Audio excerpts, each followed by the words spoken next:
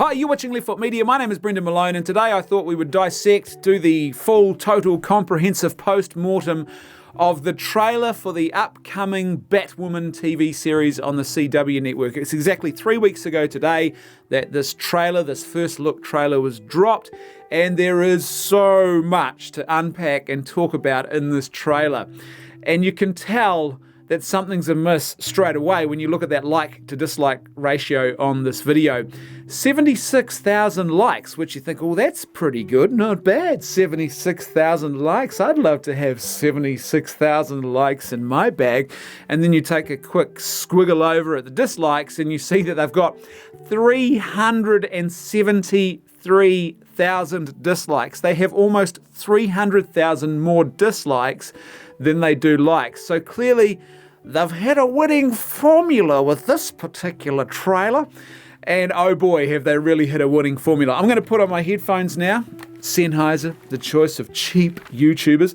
And we're going to watch this trailer together and unpack all of its many fruity goodnesses. So let's watch this together. Batwoman, the first look trailer. Crows represent order, security, safety. Batman gave up on us. The Bat's not coming back. Oh, Batman gave up on us. Yeah, that's what Batman did. Batman totally gave up on you. That's what Batman is always doing. He's just given up on Gotham. That's, he has such a hate-hate relationship for it. It's kind of odd to me that they didn't start with that, though, too. I would have started this trailer by setting up the premise that Batman is now gone, not by starting with this random thing about the crows. That to me seems disjointed, but I'll talk more about that in just a second. By the way, it's good to see Dougray Scott, the king of B-grade villainy, making his appearance in this television series. Yeah. Something's up. Eyes everywhere. Something's up, eyes everywhere. What I don't know, is that a term? Is that a phrase? I've never heard that before. Eyes everywhere. I've heard things like eyes on, stay alert, eyes everywhere. Everywhere? Yeah, everywhere. Did you see anything? I don't know, I'm looking everywhere, I can't see. Anyway, let's carry on. Hello, said Alice. Shall we believe the crows will protect us? I don't know. I don't know.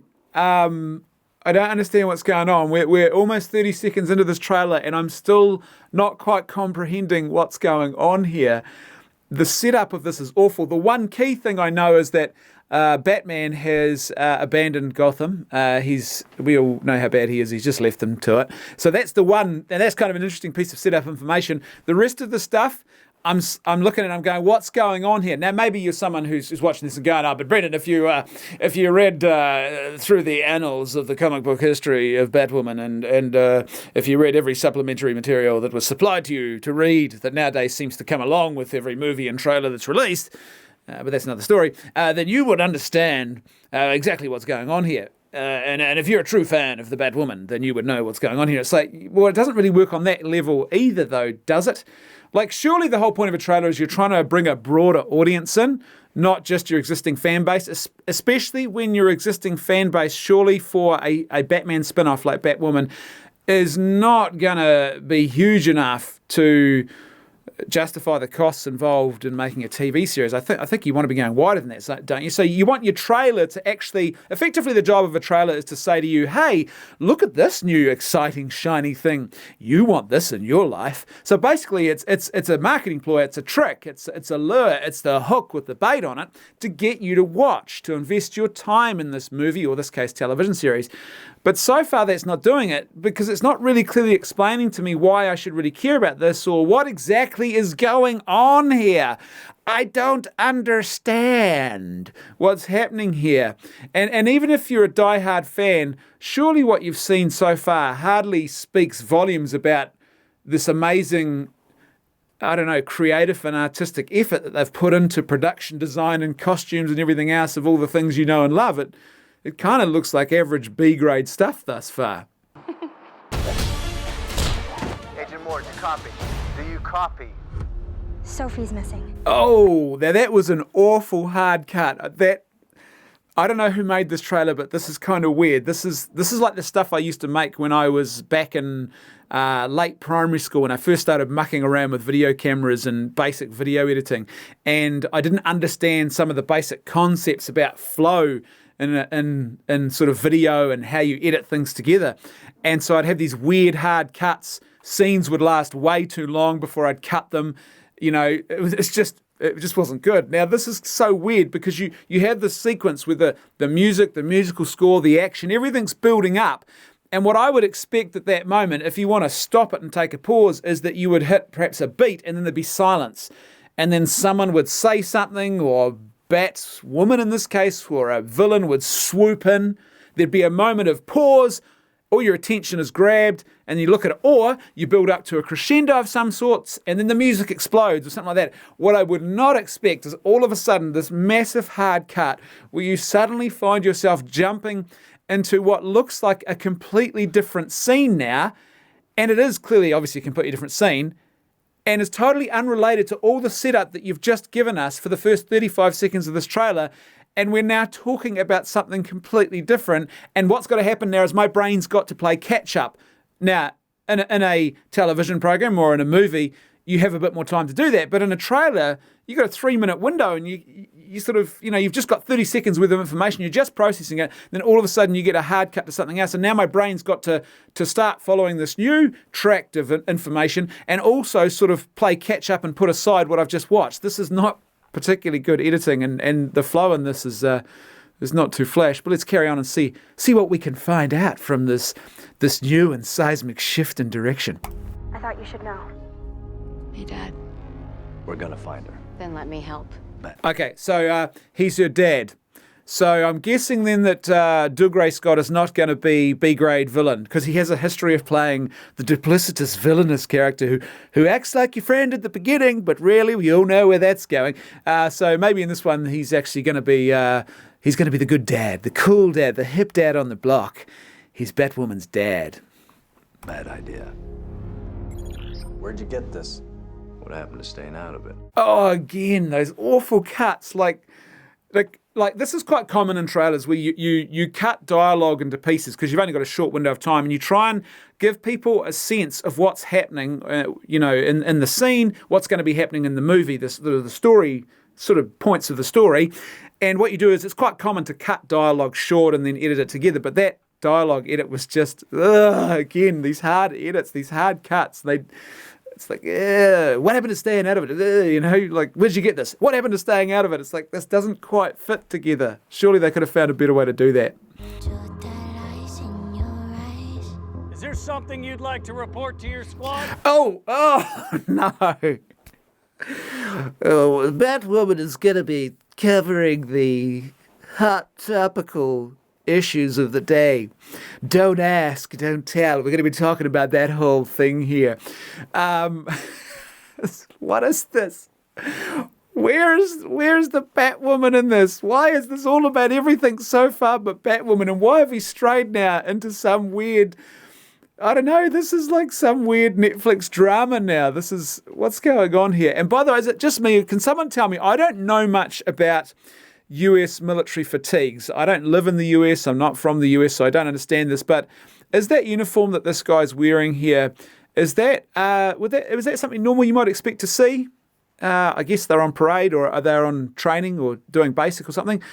Or is it maybe they've just sort of grabbed whatever they can because I don't know, it just doesn't look quite up to the usual standards you might expect when you're putting together something that's a quality production. But anyway, that's just me. I don't know the answer to that question. Feel free to add your flourishes in the comment section below. Let's carry on.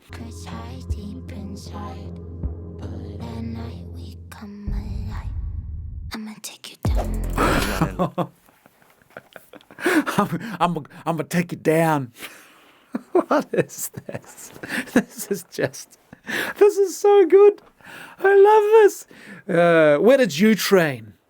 I trained in under the art of kung fu. Oh, I trained under the art of ducking and weaving in the most blatantly obvious and telegraphed way possible.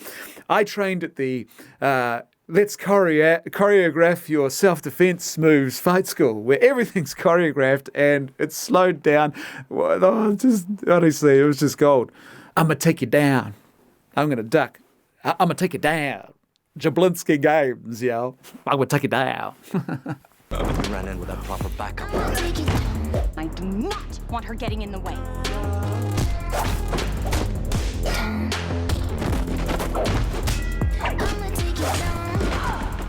Curiouser and curiouser. Oh no, don't you get it? She's a fighting machine. She does fights.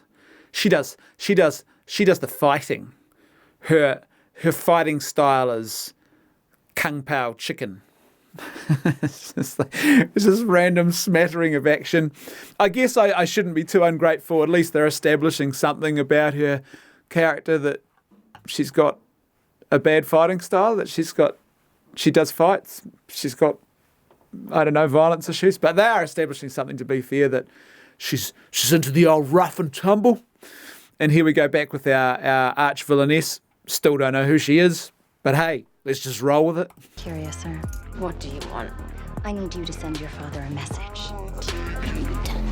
Oh, no. Now, there is no way that you are surviving that. If someone hits you in the head, on the side of the head, in that prone position with a cricket bat, there's a pretty high probability that you are dead or will be dead very soon.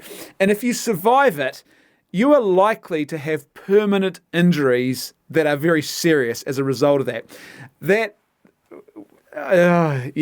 is one of the things that I guess that frustrates me now about a lot of modern film and television, is the whole concept of violence. And in many ways, we've become so desensitized to it, and it is used so gratuitously now that it creates this false impression that, you do violence to a person in their physical, to their body, and basically they could just sort of get up afterwards and carry on fighting.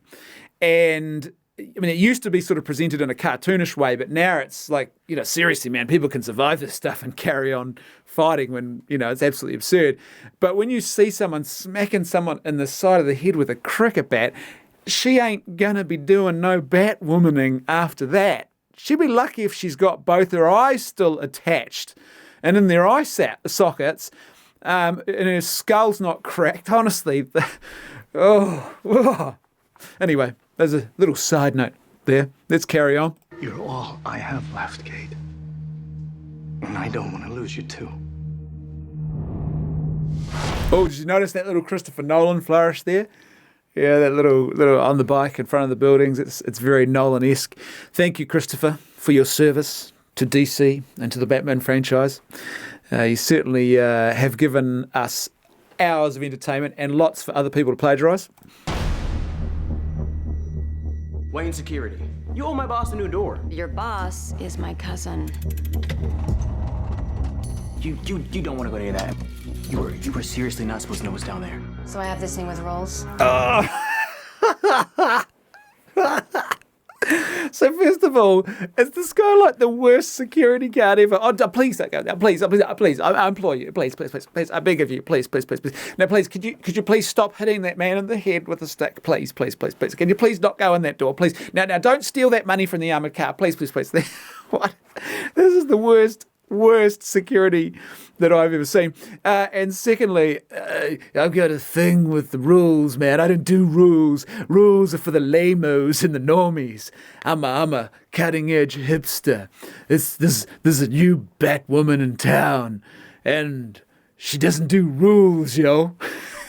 It's like, well, why would you be a superhero then? Because surely the whole point of being a superhero is that you defend virtue. What's virtue? It's rules that govern your conduct and your moral behavior. But I don't do rules. I have this thing with rules. I don't do them. It's like, I'm like, totally Batwoman, y'all. This is just terrible. What is this? Rolls.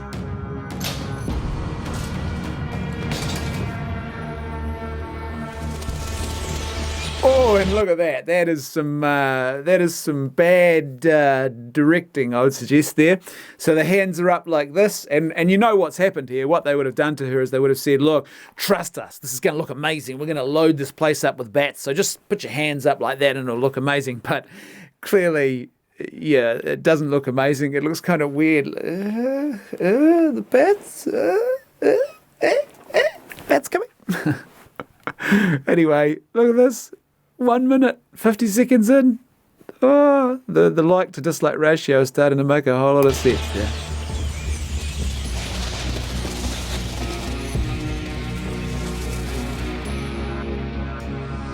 I need you to fix his suit.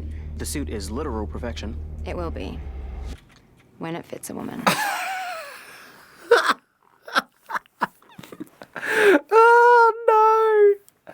Oh no, this trailer just keeps on giving. This is some pure comedy gold. The suit is literal perfection. It will be when it fits a woman.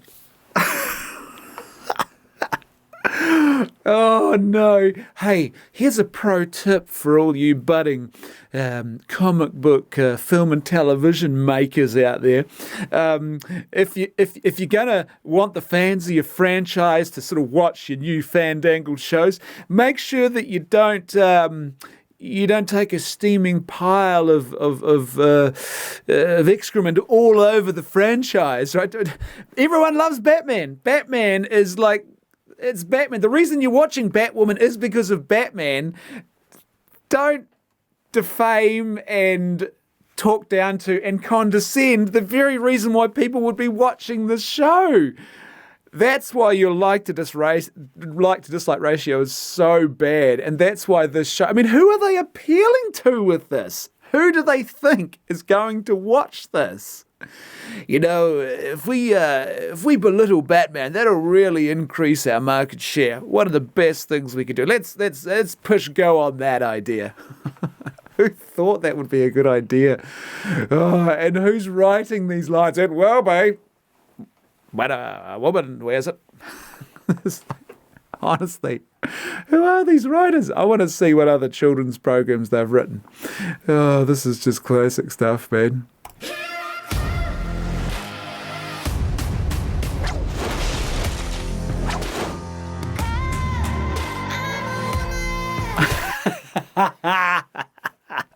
Oh no. I'm a woman. It's like, I have this thing, I've said this before, I have this thing, when you use cliched, cheesy pop songs in trailers, it's never a good sign. I was talking about this the other day with the new Terminator trailer. I don't like cliched pop songs in trailers, but if you're going to use a cliched pop song, please don't use one that starts stating the obvious. I'm a woman. It's like, yeah, we know you're a woman. Everyone knows that because you've been going on about that now. And like, it's so well established in this trailer that this is all about Batwoman. Everyone knows what this is. Why would you include a song that is when you this amp up? You know what else we should do after we've belittled Batman? Let's amp up the cringe factor to 120. The kids these days, the youths are into cringe. Trust me, I saw my granddaughter the other day on the old Tubes of You, and she was watching a cringe fest compilation. So clearly, that's what the youths want. The kids want that in their Batwoman. Let's give them lots of that. So clearly, she had nothing in her hand. Well, it didn't appear to have anything in her hand when she did that almighty throw. And what a weird way to cut that. Again, the cutting here is so jarring. The editing is weird. You have the position of Batwoman and then the turn and face. It's like, what's going on? Has no one heard of flow and continuity and keeping our eyes attracted on one point and not expecting us to do all this laborious work of trying to figure out what's going on in this trailer? Oh, yeah, oh my goodness. And how did she miss? I don't know. She looked pretty close, but then I look at where. Well, I can see why she's missed now. So look at where that knife is. The knife is stuck in the wall behind her there.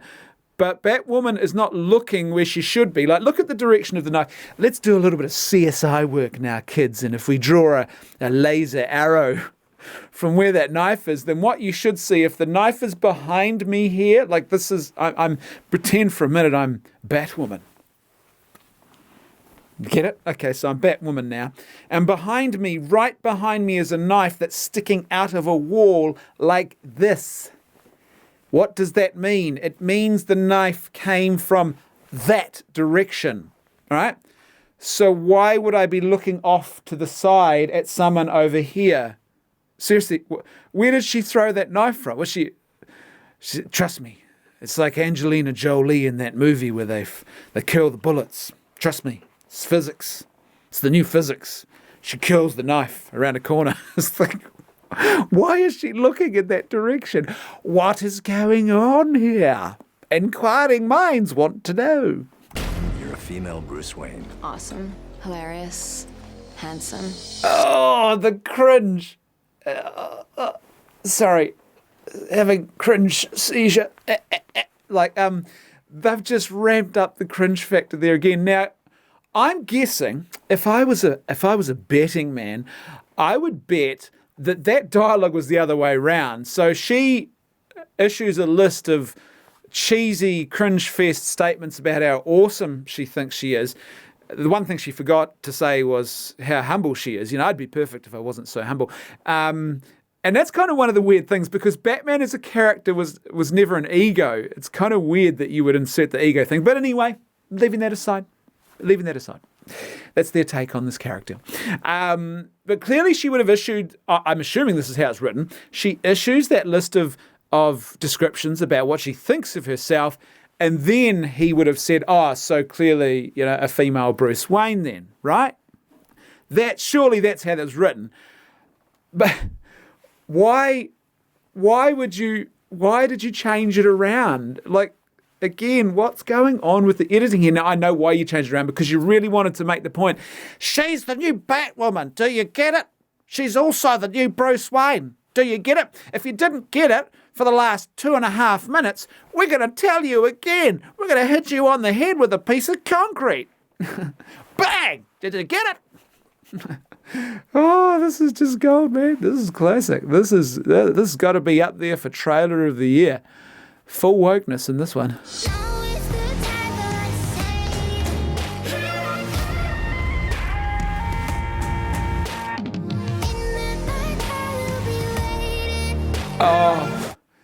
Oh no.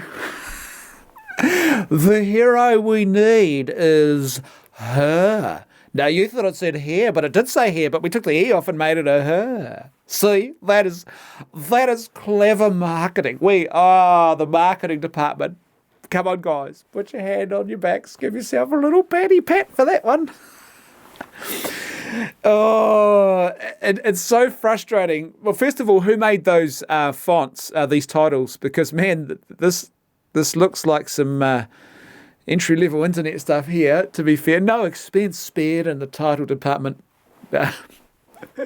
Oh, man. But anyway, but you have this whole thing, right? The whole motif of Batman being, the whole idea that he's the self-sacrificial hero who's he is already the hero that Gotham needs, and he is the hero that Gotham might not want, and there's this whole humility and self-sacrificial, like truly self-sacrificial nature. You see this very clearly spelt out and played out in the story of The Dark Knight, and how that all ends up is that Batman effectively takes on himself the sins of Gotham. It's a not so subtle messianic reference. And to sort of take that and use this in this cheap marketing gimmick, the hero we need is her. Okay? Do you get it? It's her. It's not him no more. It's her now more. This is just, man, this is some gold, eh? Oh, I would have loved to have been in the marketing department, the art department, the production department when these decisions were being made. Look, it's Batman! They think I'm him. Yeah, of course they think that you're him, because you're wearing his costume. You appear at night in the dark, usually like a long way away from people, and everyone is familiar with Batman, and you're wearing his costume that they're all familiar with. What did you expect? That they were going to look up into the skies and go, oh, that's not Batman. clearly this must be somebody new. I mean, why wouldn't I assume that this is somebody new when they're wearing the same suit that Batman always wears, and I can't see them up close and personal to tell that it's somebody new? Really? What else did you expect? I'm not about to let a man take credit for a woman's work. Oh no! What is this?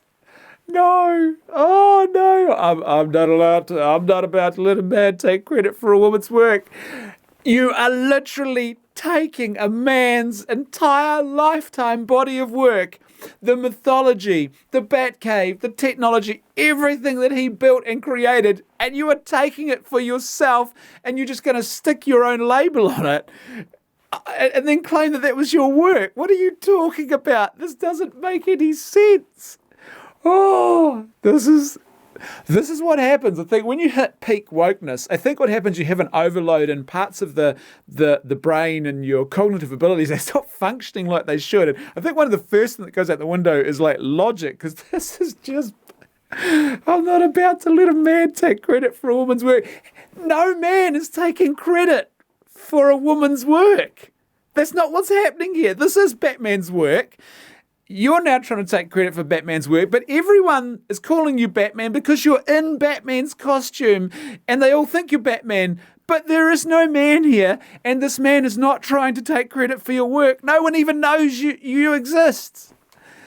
Oh, this is like the worst excesses of sort of like militant feminism, where you start seeing the patriarchy behind every tree, even when it's not there. Like, there is no oppression of women going on here, but that's what she's seeing.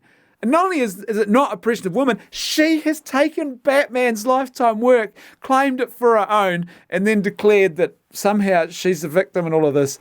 Oh, what a metaphor. Yeah, it seems they really are touching on some big social issues. What is this? It's supposed to be a television show. Enjoyable. Comic book. Lighthearted fun. Fantasy. What is this? And by the way, I still don't understand what's going on. I still don't understand. She's fighting, and there's a bad guy and good guy. I don't understand why she care about why they're fighting, though, and what's at stake. Doesn't make any sense to me. Anyway, let's carry on and see what else we've got. We've only got... We've only got seconds left. Surely this trailer cannot deliver much more than the bounteous goodness that is already given up to us on this special day. But let's keep watching anyway. Dare to defy? Dare to defy what? And by the way, where are these fonts coming from? Who is designing this stuff? Oh, the 1990s called? Those 1990s rap movies called that. They want their font back. Who's dare to defy? Defy what? What? Who's defying what? Oh, this does not make a lot of sense. And trailers are supposed to make sense. I don't understand what's going on. Anyway, let's carry on.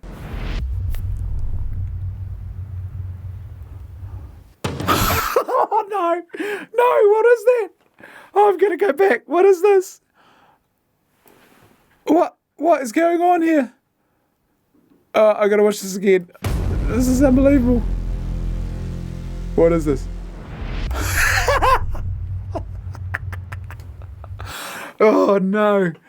Oh, no. Oh, no. This again, this is, what is this? So this is the redesigned Batsuit? This is what she's done to it. You've made it worse. You've actually made the Batsuit worse. Here's the thing.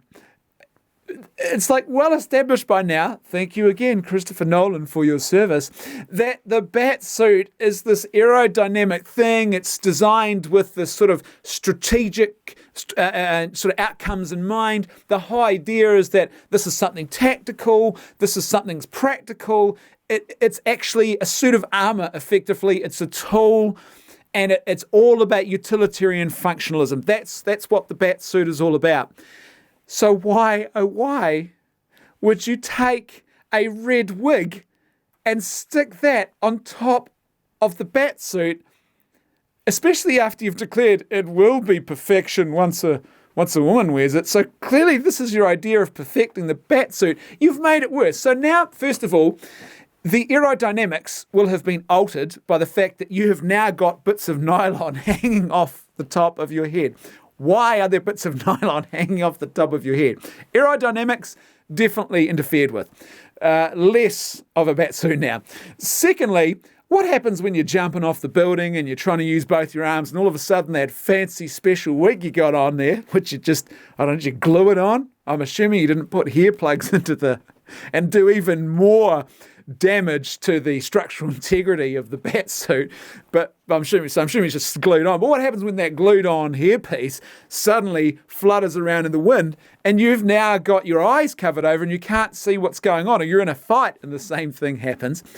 And what happens when you are in a fight, speaking of bat fights, and you're in a fight with someone and they grab you by that rather long strand or strands of nylon, of whatever it is that you've made that wig out of, that's hanging off the top of your head. You have now given them something to actually grab at and to take the upper hand in a fight that could literally be life or death. Why would you do this? And not only that, but this looks so weird. Like, this could actually be Batman in drag. This looks like Batman in a bat drag costume. It's like, hey, Mum, what's going on with Batman? Is he going to be reading stories to us at the library after this? Like, what is this? This is just gold, man. This is just, who thought this was a good idea? Because here's the thing. Here's how you can achieve this goal without this insanity.